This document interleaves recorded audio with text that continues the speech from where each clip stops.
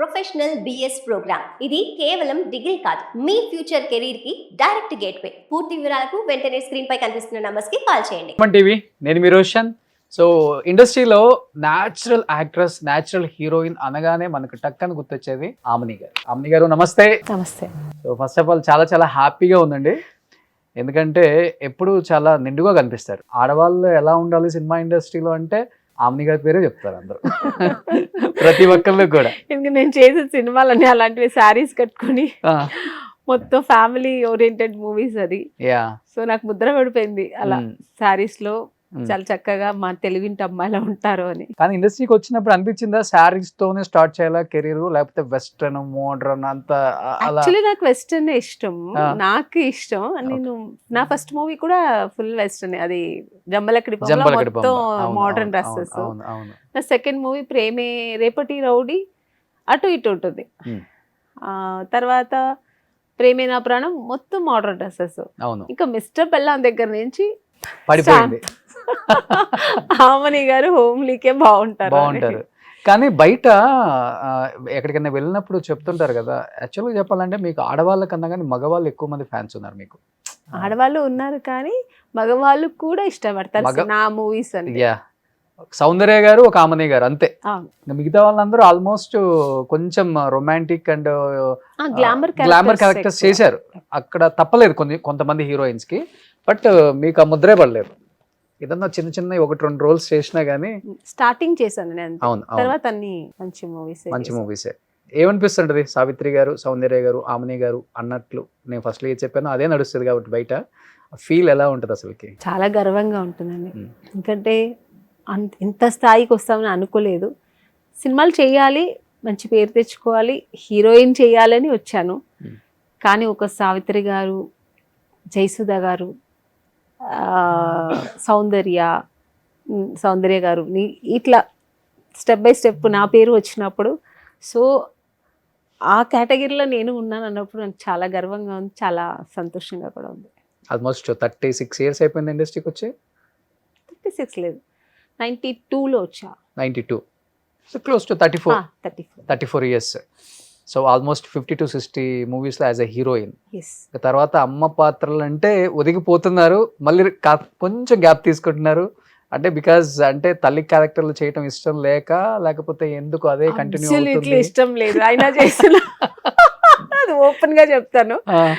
ఎందుకంటే హీరోయిన్ గా రావాలని ఒక కసితో కక్షతో వచ్చాను, హీరోయిన్ అయ్యాను. డూయట్ చేయాలి, గ్లామరస్ హీరోయిన్ గా ఉండాలి, అంటే మంచి క్యారెక్టర్లు కూడా చేయాలి, పెద్ద పెద్ద డైరెక్టర్స్ తో చేయాలి, పెద్ద పెద్ద హీరోస్ తో చేయాలి, ఇవన్నీ కలలతో డ్రీమ్స్ తో వచ్చాను. అన్నీ అయ్యింది. ఇప్పుడు మళ్ళీ మమ్మీ క్యారెక్టర్లు చేస్తున్నప్పుడు, అమ్మ క్యారెక్టర్లు చేస్తున్నప్పుడు కొంచెం బాధ ఉంటుంది ఎక్కడో. నేను అమ్మ చేస్తున్నానని తప్పదు, యాక్సెప్ట్ చేయాలి అంతే. కానీ చిన్న ఏజ్ కదా, కొంచెం అనిపిస్తుంటుంది డెఫినెట్ గా. కానీ మీరే ఇలా అనుకుంటే అన్నపూర్ణమ్మ వీళ్ళందరూ పాపం వాళ్ళ కెరీర్ స్టార్టింగ్ నుంచి అంటే ఆవిడ ఫిక్స్ అయ్యి వచ్చారు, నేను అమ్మ క్యారెక్టర్కే ఓకే అని. నేను అలా కాదు, నేను హీరోయిన్ చేయాలి.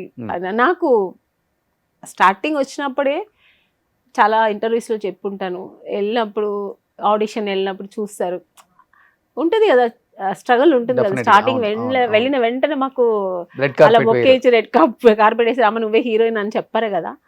సో బ్యాక్గ్రౌండ్ లేకుండా వచ్చాను కాబట్టి కొన్ని స్ట్రగుల్ అంటే వెళ్ళి చూసేది, సరే మా బెంగళూరు నుంచి వచ్చావా, ఓకే తమిళ్ వచ్చా, తెలుగు వచ్చా అని మాట్లాడడం, యాక్టింగ్ చేయను, డాన్స్ చేయనడం, అన్నీ చేసి చూపిస్తాను, అన్నీ ఓకే అన్నీ బాగుంది, గుడ్, బాగా చేస్తున్నావు, అంటే ఫియర్ లేకుండా బాగా చేస్తున్నావు, కెమెరా ఫియర్ లేదు, అన్నీ నువ్వే హీరోయిన్ అంటారు. నెక్స్ట్ డే పిలిచి ఏం లేదు సిస్టర్ క్యారెక్టర్ చాలా బాగుందమ్మా చేస్తావా? నో నేను అనుకుందే వేరు, నేను అస్సలు చేయను, అస్సలు దాంట్లో మాటే లేదు.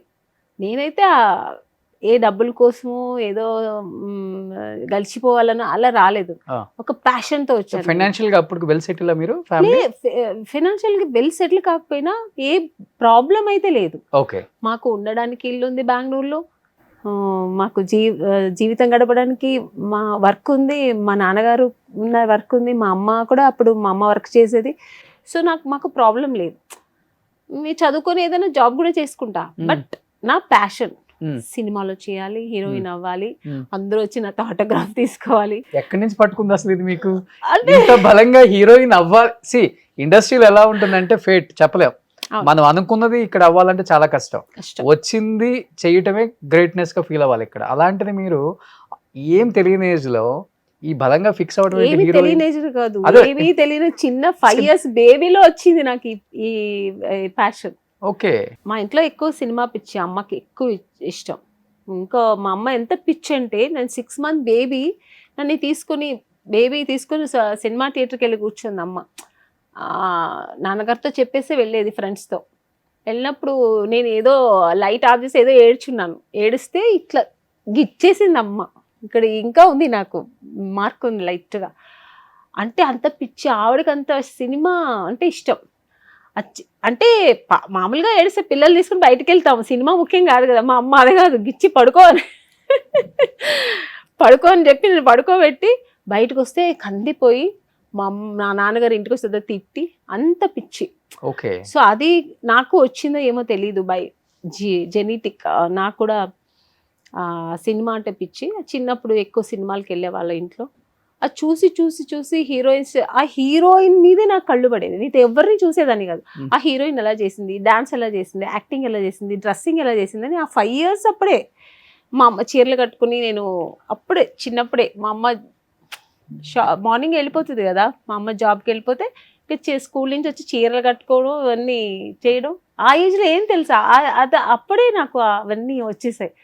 చీర కట్టుకొని ఇలా డూయట్ పాడడం, పిచ్చి పిచ్చిగా చేయడం, మంచం దగ్గర నుంచి దూకడం. అంటే నాకు చెట్టు నుంచి దూకినట్టు నేను ఫీల్ అయ్యేదాన్ని. హీరోయిన్ దూకుతుంది కదా అలాగా. ఏ సినిమాలో ఫీల్ అయ్యేదాన్ని, అద్దం ముందు కూర్చొని నేనే యాక్ట్ చేసేదాన్ని. ఏ సినిమాలో ఏ సీన్ నచ్చినా ఆ సీన్ నేను ఇంట్లో వచ్చి చేసేదాన్ని. బట్ ఫుల్ గా ప్రిపేర్ అయిపోయారా పక్కా ఇండస్ట్రీకి వెళ్ళాలంటే? అన్ని నేర్చుకొని ఇండస్ట్రీకి వెళ్తే ఓకే ఆఫర్ వస్తుంది, ఏమి లేకపోతే దూకేసారా గుడ్డిగా? వచ్చేసి నాకు చిన్నప్పటి నుంచి చేసి చేసి చేసి నేను యాక్ట్ చేయాలి. ఇదొక్కటే నాకు ఉంది మైండ్లో. బట్ చదువుతున్నాను బాగానే, అంటే పెద్ద గుడ్ స్టూడెంట్ అయితే కాదు కానీ యావరేజ్. ఓకే. చదివేదాన్ని, ఇంట్రెస్ట్ ఉంది చదవాలని కూడా. బట్ ఎక్కువ ఇంట్రెస్ట్ మూవీస్ చేయాలి, హీరోయిన్ అవ్వాలి అనేది. బట్ ఇంట్లో చెప్పడానికి భయం, నాన్నగారు భయం, అమ్మగారు భయం. ఆమెని గారికి భయం కూడా ఉందా? అమ్మో చాలా. ఈ మధ్య కొన్ని స్టేట్మెంట్లు చూస్తుంటే అవతల వాళ్ళకి భయం వేస్తుంది. చిన్నప్పుడు అమ్మ నాన్నగారు కొంచెం ఎక్కువ ఆర్థోడాక్స్ ఫ్యామిలీ. నాన్నగారు చాలా ఎక్కువ పద్ధతిగా, ఆడపిల్లల్ని పద్ధతిగా ఉండాలని అలాగే పెంచారు కూడా. మోడర్న్ డ్రెస్ కూడా ఇచ్చేవారు కాదు నాన్నగారు. సో అలా ఉన్నప్పుడు చెప్పడానికి భయం. సినిమాలు అంటే నాన్నగారు ఒప్పుకోరు. అమ్మ కొంచెం ఫ్రీడమ్ ఉంటుంది కానీ చెప్పిందంతా చెయ్యదు అమ్మ. అమ్మ ఏం చెప్తే అది చేయాలి, అలా ఉండేదాన్ని. బట్ నాన్నగారు ఇండస్ట్రీలోనే ఉన్నారు కదా, డిస్ట్రిబ్యూటర్. అయినా ఇష్టం లేదు నాన్నకి. అయినా ఇష్టం లేదు. ఇండస్ట్రీలో చాలా చేదు అనుభవాలు చూసుంటారు. మొత్తం చూసారు, మొత్తం తెలుసు నాన్నగారికి. అది నాన్నగారు నాతో ఓపెన్ గా చెప్పలేక కూర్చొని ఒకసారి రోజు పిలిచి కూర్చొని నాన్నగారిని కూర్చోబెట్టుకొని చెప్పారు, వద్దు నాన్న, నీకు అస్సలు సెట్ అవ్వదు. నువ్వు ఇంకో చాలా ఫ్రీడమ్గా ఉండవు, ఎక్కువ ఫ్రీగా ఉండవు, చాలా రిజర్వ్డ్గా ఉంటావు, ఎవరితో మాట్లాడవు. నీకు అనుకుంటే నాన్నగారికి నాలో ఉన్న ఫైర్ తెలీదు. నేను ఎప్పుడు ఇలా యాక్ట్ చేస్తాను అవన్నీ తెలీదు. ఇప్పుడు ఎప్పుడు సైలెంట్గా ఉంటుంది కదా, ఈ అమ్మాయి ఎలా పోయి యాక్ట్ చేస్తున్నా, అది ఒకటి. ఇంకొకటి, ఎక్కువ మందితో కలవను, అంత ఈజీగా నేను కనెక్ట్ అవ్వను. నచ్చితేనే కొన్ని రోజులు అయిన తర్వాత నేను మనుషులతో కలుస్తా. సో ఇదంతా నాన్నగారికి తెలుసు. ఈ అమ్మాయి ఎలా అసలు ఈ సినిమా ఇండస్ట్రీకి అస్సలు మ్యాచ్ అవ్వదు కదా అని పిలిచి చెప్పారు. నాలో ఉన్న ఫైర్ నాకు తెలుసు, ఒక పెద్ద హిమాలయ పర్వతం అంత పెట్టుకున్నాను. నేను ఎలా చెప్పాలి తెలీదు. లేదు నాన్న, నేను చేస్తాను, నేను పర్వాలేదు, నేను అవుతాను, నాకు తెలుసు, నేను చేసుకుంటాను, నువ్వు మాత్రం ఓకే చెప్పు అన్నట్టుగా నాన్నగారితో ఆ గ్రీన్ సిగ్నల్ తీసుకోవడానికి కొన్ని రోజులు పట్టింది.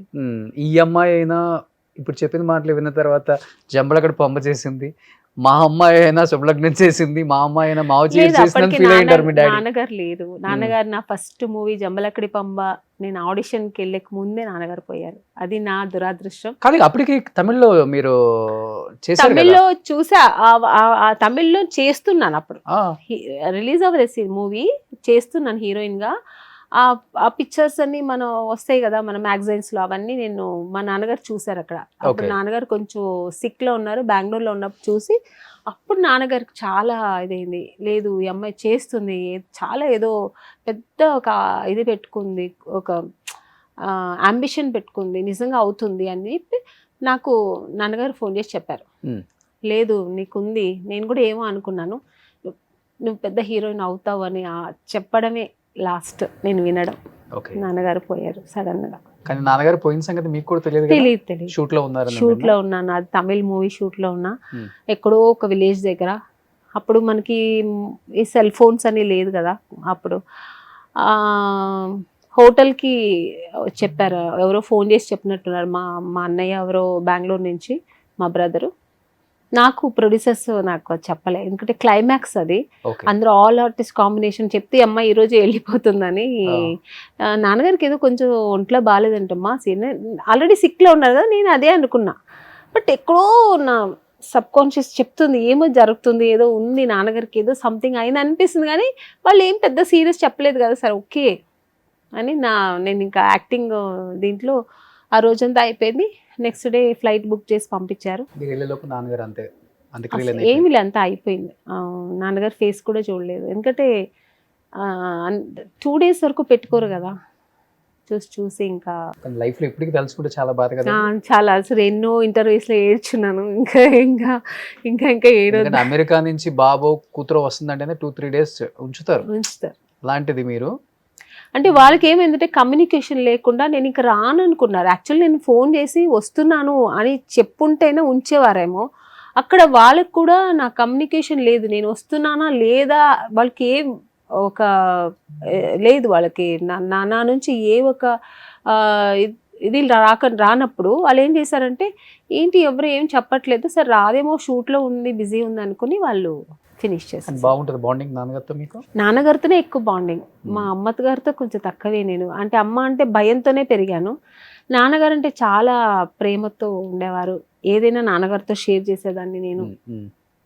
ఆయన ఆత్మంతా ఘోషించుంటుంది, కూతుర్ని చూడలేదు. అవును.